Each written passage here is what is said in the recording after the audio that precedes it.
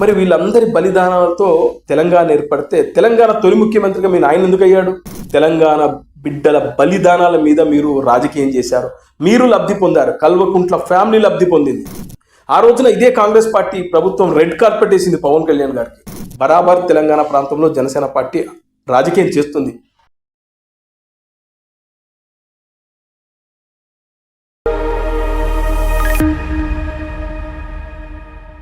Hello friends, నేను రాజవీర్. తెలంగాణలో ఉన్నటువంటి రాజకీయ పార్టీల డొల్లాతనం మరోసారి బయటపడింది. తెలంగాణ సెంటిమెంటు రాజేయకపోతే మేము రాజకీయాలు చేయలేమని మరోసారి రుజువు చేసుకున్నారు. ఎంతసేపు తెలంగాణ సెంటిమెంటును రాజేసి తెలంగాణ ప్రజల ఎమోషన్తో ఆడుకుంటున్నారనేది క్లియర్గా అర్థమైంది. వీళ్ళు రాజకీయాలు చేయాలంటే వీళ్ళకి కావాల్సింది తెలంగాణ సెంటిమెంట్. ఈ సెంటిమెంట్ లేకపోతే వీళ్ళు రాజకీయం చేయలేరని క్లియర్గా మరోసారి రుజువైపోయింది. ఇప్పుడు పవన్ కళ్యాణ్ గారు తెలంగాణలో తెలంగాణ నవనిర్మాణ సభ అని ఒకటి పెడతానంటే దాన్ని అడ్డుకునేందుకు తీవ్ర ప్రయత్నాలు చేశారు. తెలంగాణలో ఉన్నటువంటి కాంగ్రెస్ ప్రభుత్వం పవన్ కళ్యాణ్ సభకు అనుమతులు నిరాకరించింది. ఆ తర్వాత జనసేన పార్టీ కోర్టుకు వెళ్ళినా, హైకోర్టుకు వెళ్ళినా కూడా అనుమతులు లభించలేదు. అయినా తగ్గేదే లే అని పవన్ కళ్యాణ్ గారి ఇంటి దగ్గర ఇవాళ ఒక ప్రెస్ మీట్ అరేంజ్ అయిపోతున్నారు.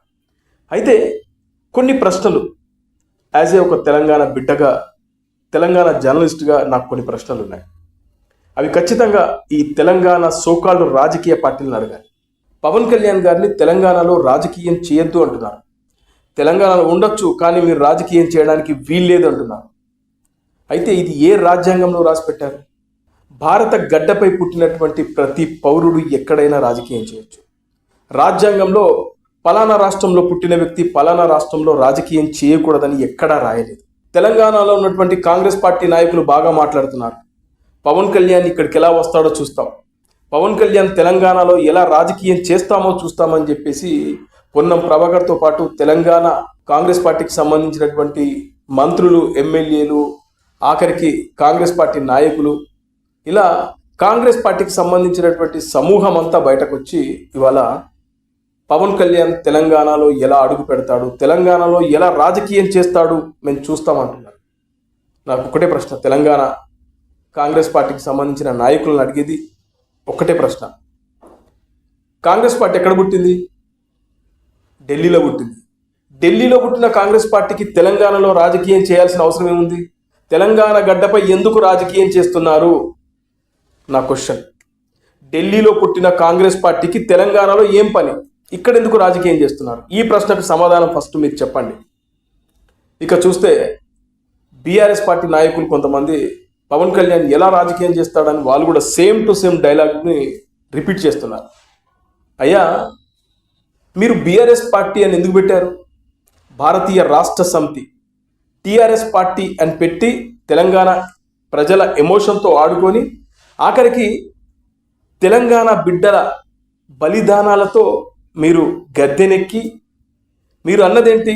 తెలంగాణ వస్తే ఒక దళితుని ముఖ్యమంత్రి చేస్తానని చెప్పి ఆఖరికి మీరు తూచ్ అని చెప్పేసి కేసీఆర్ ముఖ్యమంత్రి అయి కేసీఆర్ కుటుంబ సభ్యులైనటువంటి హరీష్ రావు, కేటీఆర్, కవిత, సంతోష్ రావు లెక్క పెట్టుకుంటూ పోతా ఉంటే సమూహం అంతా తెలంగాణ మీద పడి దోచుకు తిన్నారు.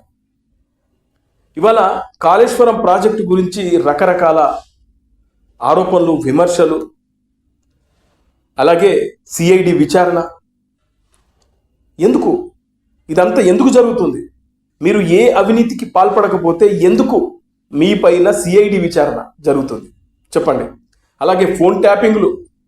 తెలంగాణ బిడ్డలు, తెలంగాణ ప్రజలు మీకు అధికారాన్ని కట్టబెడితే మీరు చేసింది ఇదా? తెలంగాణ రాకముందు మీ ఆస్తులు ఎంత? పార్టీ నడపడానికి కూడా మీ దగ్గర డబ్బులు లేవు. పార్టీ ఆఫీసు రెంట్ కట్టడానికి కూడా మీ దగ్గర డబ్బులు లేవు. అలాంటి మీరు ఇవాళ 1000 కోట్లు సంపాదించారు. ఇదంతా ఎక్కడి నుంచి వచ్చింది? తెలంగాణ బిడ్డల రక్తం కాదా? తెలంగాణ బిడ్డల ఎమోషన్తో ఆడుకొని 1000 కోట్లు సంపాదించి ఇవాళ ఒక వ్యక్తి తెలంగాణ ప్రజలకు ఎంతో కొంత చేశాడు. పవన్ కళ్యాణ్ అనే వ్యక్తి తెలంగాణ ప్రజలకు ఎంతో కొంత చేశాడు. అలాంటి వ్యక్తిని తెలంగాణలో మీరు రావద్దు, తెలంగాణలో మీరు పార్టీ పెట్టద్దు, మీరు ఎలా తెలంగాణలో రాజకీయం చేస్తారు అని అడిగే హక్కు, రైట్స్ మీకు ఎవరిచ్చారు? రాజ్యాంగంలో ఏమైనా రాసి పెట్టారా మీకు? ప్రత్యేకంగా తెలంగాణ కోసం ఏదైనా రాజ్యాంగంలో రాసి పెట్టారా? తెలంగాణలో ఇక రాజకీయం అయిపోయింది, ఇక సెంటిమెంట్తో చేసిన కాడికి చాలు అనుకొని తెలంగాణ రాష్ట్ర సమితి పేరును కాస్త భారతీయ రాష్ట్ర సమితి అని పెట్టారు. ఎందుకోసం పెట్టారు? దేశ రాజకీయాలు చక్రం తిప్పాలని, దేశ్కి నేత అవ్వాలని, మోడీ గారిని గద్దె దించాలనే ఒక కుట్రలతో మీరు పెట్టిన పార్టీ పేరు భారతీయ రాష్ట్ర సమితి. మరి భారతీయ రాష్ట్ర సమితిని ఎందుకు పెట్టారు? మీరు తెలంగాణకు సంబంధించిన వ్యక్తులు మీరు ఆంధ్రప్రదేశ్కి వెళ్ళి దుకాణం ఎందుకు ఓపెన్ చేశారు? రాజస్థాన్కి వెళ్ళి దుకాణం ఎందుకు ఓపెన్ చేశారు? పంజాబ్కి వెళ్ళి ఎందుకు దుకాణం ఓపెన్ చేశారు? అరే, మనం తెలంగాణకు సంబంధించిన తెలంగాణ పార్టీ బయట రాష్ట్రాలకు వెళ్ళి పార్టీ పెట్టద్దని మీకు తెలియదు? అప్పుడు ఇవన్నీ గుర్తుకు రాలేవులా? అంటే అప్పుడు మాత్రం మీరు దేశ్కి నేత అవ్వాలి, దేశ రాజకీయాలు చక్రాలు తిప్పాలి, కానీ అదే మరో వ్యక్తి వచ్చి తెలంగాణలో రాజకీయం చేస్తానంటే అడ్డుపడతారా? ఇదెక్కడ లాజిక్?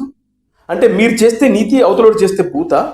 ఇక తండ్రి పెట్టిన పార్టీ నుంచి బయటకు వచ్చి తనకు పదవులు రాలేదని చెప్పి హరీష్ రావు పైన, సంతోష్ రావు పైన, అదేవిధంగా బీఆర్ఎస్ పార్టీ సమూహం మీద ఇష్టానుసారంగా విమర్శలు చేసి బయటకు వచ్చిన కల్వకుంట్ల కవిత ఇప్పుడు ఆమె మాట్లాడుతుంది.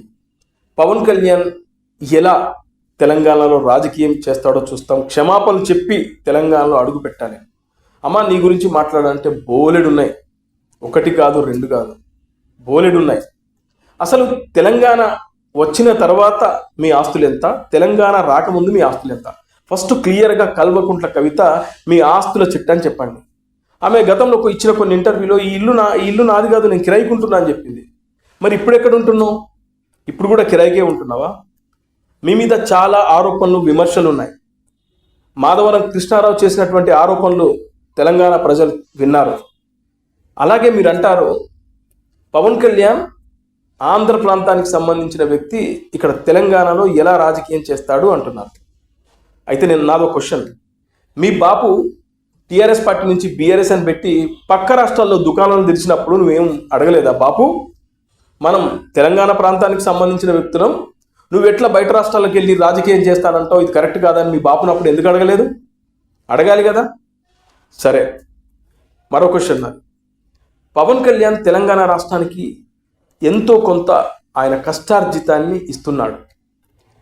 వివిధ విపత్తులు వచ్చినప్పుడు అదే ఒక తెలుగు సినిమా నటుడుగా, ఒక జనసేన పార్టీ అధినాయకుడిగా ఆయన కోట్ల రూపాయలు విరాళాలు ఇచ్చుకుంటూ వచ్చాడు. ఆ లెక్కలు ఒకసారి తెప్పించుకొని చూడు. ఈ తెలంగాణ సమాజానికి తెలంగాణలో విపత్తులు వచ్చినప్పుడు కల్వకుంట్ల కవిత ఎంత డొనేట్ చేసింది, అది మాకు లెక్క కావాలి. చెప్పండి, లెక్క తీయండి. ఫస్ట్ లెక్క తీసి అప్పుడు పవన్ కళ్యాణ్ అడగాలి. అంతేగాని మనం తెలంగాణ సమాజానికి రూపాయి ఇచ్చేది లేదు. ఉత్త పుణ్యానికి పుక్కడుగా వచ్చి మీ నాయన పార్టీ పెట్టిందని చెప్పి వచ్చి నువ్వు ఇవాళ తెలంగాణలో నువ్వు ఒక బతుకమ్మ అయిపోయి తెలంగాణలో మీ నాయన పెట్టిన పార్టీని, ఒక కాపీ పార్టీని, డూపు పార్టీని తీసుకొచ్చుకొని ఇవాళ రాజకీయం చేస్తూ ఇతరుల మీద వేలు పెట్టి చూపిస్తున్నావా? నువ్వు తిహార్ జైలుకి ఎందుకు వెళ్ళావమ్మా? దాని గురించి తెలంగాణ సమాజానికి చెప్పు. నువ్వు ఎందుకు వెళ్ళావో చెప్పు. నువ్వు స్కాములు చేసావా, స్కీములు చేసావా నేను అడగట్లేదు. నువ్వు ఎందుకు వెళ్ళావో తెలంగాణ సమాజానికి క్లియర్గా చెప్పాల్సిన అవసరం ఉంది.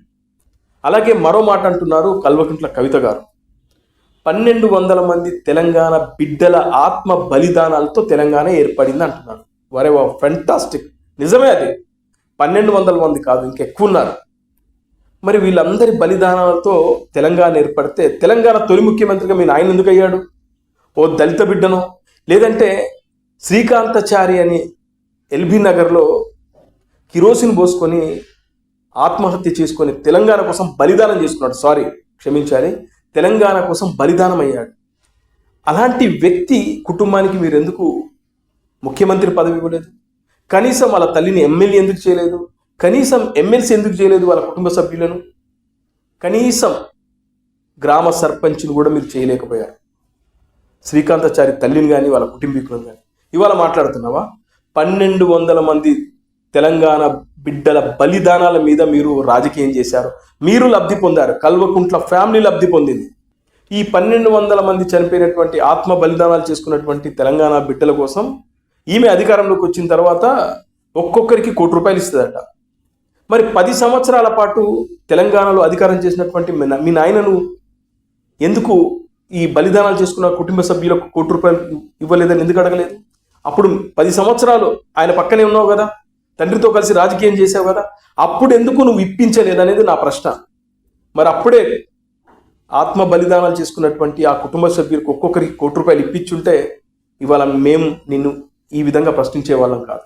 తెలంగాణ ఏర్పడడానికి ఆత్మ బలిదానాలు చేసుకున్నటువంటి ఆ కుటుంబీకులు మాత్రం ఇప్పటికీ వాళ్ళ కుటుంబ సభ్యులు ఆ పిల్లలను కోల్పోయి ఇప్పటికీ వాళ్ళు ఏడుస్తున్నారు. మీకు వాళ్ళు ఎప్పుడు గుర్తుకొస్తారు? జూన్ 2వ తారీఖున గుర్తుకొస్తారు. ఆ రోజున వెళ్ళి మీరు గన్ పార్క్ దగ్గరికి వెళ్ళి నిమిషమో అర నిమిషమో మౌనంగా నిలబడి మమ అనిపిస్తారు. ఇంతకన్నా తెలంగాణ కోసం ఆత్మ బలిదానాలు చేసుకున్న బిడ్డల కుటుంబాలకు మీరేమైనా చేశారా, చేయగలిగారా చెప్పండి. కల్వకుంట్ల ఫ్యామిలీ 10 సంవత్సరాలు తెలంగాణ మీద అధికారం చెలాయించారు. ఏ రోజైనా కొండగట్టును అభివృద్ధి చేయాలని ఆలోచన చేశారా? పవన్ కళ్యాణ్ గారు కొండగట్టు ప్రాంతాన్ని, మీరు ఏదైతే ఆంధ్రోడు అంటున్న ఆంధ్రోడే కొండగట్టు ప్రాంతాన్ని అభివృద్ధి చేయాలనే లక్ష్యంతో అక్కడి ఎవరైతే పురోహితులు పవన్ కళ్యాణ్ గారు వచ్చినప్పుడు, సార్ ఈ కొండగట్టు ప్రాంతాన్ని ఎవరు అభివృద్ధి చేయలేకపోతున్నారు, గెలిచినోడు గెలిచినట్టుగా కొండగట్టుకు వస్తారు, ఇక్కడ మీకు ఏదో చేస్తాం, అది చేస్తాం, ఇది చేస్తామని చెప్తారు, కానీ ఎవరు ఇప్పటివరకు చేయలేదు సార్ అని చెప్పినప్పుడు పవన్ కళ్యాణ్ గారు తిరుమల తిరుపతి దేవస్థానం బోర్డుతో మాట్లాడి టీటీడీ నుంచి 35 కోట్ల రూపాయలని రిలీజ్ చేసి అక్కడ శంకుస్థాపన చేశారు. ఆ రోజున ఇదే కాంగ్రెస్ పార్టీ ప్రభుత్వం రెడ్ కార్పెట్ వేసింది పవన్ కళ్యాణ్ గారికి. పోలీసులందరూ ఆయనకు సెల్యూట్ చేశారు. ఆ విజువల్స్ తెప్పించుకొని చూడు ఒకసారి. మీ ఇన్ని సంవత్సరాల్లో మీకు కొండగట్టును అభివృద్ధి చేయాలనే ఆలోచన కూడా రాలేదా మీకు? మరి అదే ఆంధ్రోడు చేస్తున్నప్పుడు ఎందుకు చేస్తున్నావు అని మీరు ఎందుకు అడగలేదు? నువ్వు ఆంధ్రోడివి, నువ్వు తెలంగాణలో అభివృద్ధి కార్యక్రమాలు చేయొద్దని అప్పుడు ఎందుకు అడ్డుపడలేదు మీరు? ఇది తెలంగాణ ప్రజల ప్రశ్న. అలాగే ఇక్కడ ఎవరైనా రాజకీయం చేయొచ్చు, తెలంగాణలో ఎవరైనా రాజకీయం చేయొచ్చు, ఆంధ్రప్రదేశ్లో ఎవరైనా రాజకీయం చేయొచ్చు, దేశంలో ఉన్నటువంటి అన్ని రాష్ట్రాల్లో ఎవరు ఎక్కడైనా రాజకీయం చేయొచ్చు. ఏ రాజ్యాంగంలో రాయలేదు. ఢిల్లీలో పుట్టినటువంటి బీజేపీ ఇవాళ అన్ని రాష్ట్రాలను వెళ్తుంది ఆల్మోస్ట్. అలాగే కాంగ్రెస్ పార్టీ ఢిల్లీలోనే పుట్టింది, బీఎస్పీ యూపీలో పుట్టింది. అలాగే తెలంగాణలో పుట్టినటువంటి టీఆర్ఎస్ పార్టీ రాజస్థాన్ వెళ్ళింది, మహారాష్ట్ర వెళ్ళింది, ఆంధ్రప్రదేశ్ వెళ్ళింది. ఇలా మీరు మాత్రం దేశంలో ఉన్నటువంటి అన్ని ప్రాంతాల్లో రాజకీయాలు చేయాలి, కానీ జనసేన పార్టీ మాత్రం తెలంగాణలో రాజకీయం చేయాలంటే మీ పర్మిషన్ అవసరమా? రాజ్యాంగంలో మీ పర్మిషన్ తీసుకోవాలని రాసిపెట్టిందా? పవన్ కళ్యాణ్ అంటే మీకు వణుకు. అందుకే కదా మీ పేటీఎం బ్యాచ్నంతా పోగేసి ఆయన కబ్జా చేశాడని లేనిపోని మీ పెయిడ్ యూట్యూబ్ ఛానల్స్ను అడ్డం పెట్టుకొని ఇవాళ మీరు పవన్ కళ్యాణ్ మీద కుట్రలు చేయడం నిజం కాదా, వాస్తవం కాదా? మేము ఎంతసేపు తెలంగాణ ప్రజల సెంటిమెంట్ మీద బతుకుతున్నాం.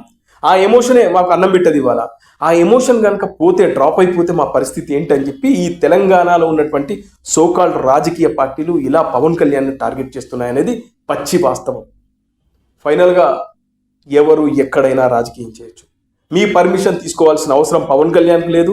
మీరు వేరే రాష్ట్రాలకు వెళ్ళి పార్టీ పెట్టాలన్నా అక్కడి ప్రాంత రాజకీయ పార్టీల పర్మిషన్ తీసుకోవాలనేది కూడా ఎక్కడ రాజ్యాంగంలో రాసిపెట్టలేదు. కవిత పార్టీ ఆంధ్రాకి వెళ్ళిపోయి రాజకీయం చేయొచ్చు, అక్కడ కూడా టీఆర్ఎస్ పార్టీ పెట్టుకో, లేకుంటే ఏఆర్ఎస్ పార్టీ అని పెట్టుకొని రాజకీయం చేసుకో, లేదంటే ఓఆర్ఎస్ పార్టీ అని పెట్టుకొని రాజకీయం చేసుకో, ఎవడు అడగండి నేను. అలాగే కాంగ్రెస్ పార్టీ ఆంధ్రాలో లేదా? దేశంలో ఉన్నటువంటి అన్ని రాష్ట్రాల్లో లేదా? బీజేపీ లేదా? ఒక జనసేన పార్టీ వస్తేనే మీకు వణుకు పుడుతుందా? ఆ పార్టీ రావడాన్నే మీరు జీర్ణించుకోలేకపోతున్నారా? బరాబర్ తెలంగాణ ప్రాంతంలో జనసేన పార్టీ రాజకీయం చేస్తుంది.